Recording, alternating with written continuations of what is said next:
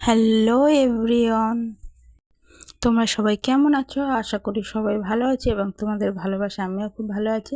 আজকে তোমাদের সাথে শেয়ার করব আমি লোটে মাছের একটা রেসিপি এবং দেখো তোমরা যে কীভাবে আমি লোটে মাছের রেসিপিটা রান্না করলাম।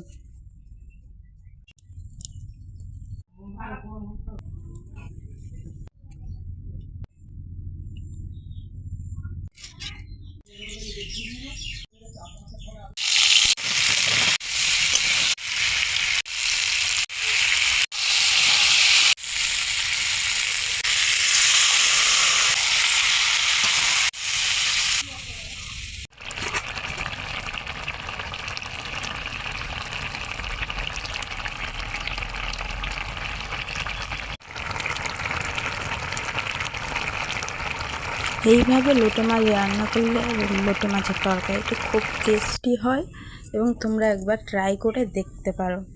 বাই।